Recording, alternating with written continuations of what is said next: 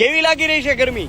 બને તો તમે જે વિસ્તારમાં રહ્યો છો ત્યાં કેટલા ડિગ્રી તાપમાન છે અત્યારે એ કોમેન્ટ બોક્સમાં જરૂરથી જણાવજો, કારણ કે 2 દિવસ રેડ એલર્ટ અને ઓરેન્જ એલર્ટ આપવામાં આવ્યું છે. બને ત્યાં સુધી આ 3-4 દિવસ કોઈ ઘરની બહાર ન નીકળવું, કારણ કે ઘણા ખરા જિલ્લામાં ઘણા બધાને હાર્ટ એટેકના લીધે મૃત્યુ થવા માંડ્યા છે આ ગરમીના લીધે. તો આ ગરમી મેં ગયા વર્ષે એક વિડીયો બનાવ્યો હતો, બને તો આ વિડીયોને શેર કરજો. આ વિડીયોને હલકાઈમાં ન લેતા ખરેખર, કારણ કે ગયા વર્ષે મેં વિડીયો બનાવ્યો હતો ત્યારે મહત્તમ તાપમાન ગયા વર્ષનું 44 ડિગ્રી 44.5 ડિગ્રી હતું, અને આ વર્ષે તમે જોયું કે 45 ડિગ્રીને પાર થઈ ગયું છે તાપમાન. બરાબર, દર વર્ષે 1-1.5 ડિગ્રી તાપમાન વધે છે. તો આ ખરેખર એક પ્રકારનો ખતરો કહેવાય આપણી માટે. જો તમે વૃક્ષો નહીં વાવો તો તમારું જીવન, તમારા ભવિષ્યમાં તમે અત્યારે ધીમે ધીમે વધતું જાય, દર વર્ષે 1-1.5 ડિગ્રી તાપમાન વધતું જાય, એનો મતલબ શું થયો? તમારું જીવન ખતરામાં છે, એટલું યાદ રાખજો.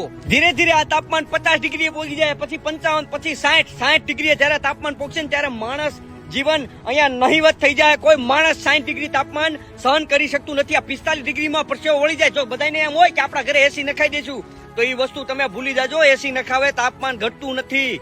યાદ રાખજો, તમારા ઘરે આ ચોમાસામાં 1-1 વૃક્ષ અવશ્ય ને અવશ્ય વાવજો. તમારા ઘરમાં 4 મેમ્બર હોય તો 4 વૃક્ષ ફરજિયાત વાવજો, નહીતર તમારી ભવિષ્યની પેઢી અને તમે ખૂબ જ ખતરામાં છો. બને ત્યાં સુધી આ વિડીયોને શેર કરજો મિત્રો, અને પોતાના ઘરે વૃક્ષો વાવજો.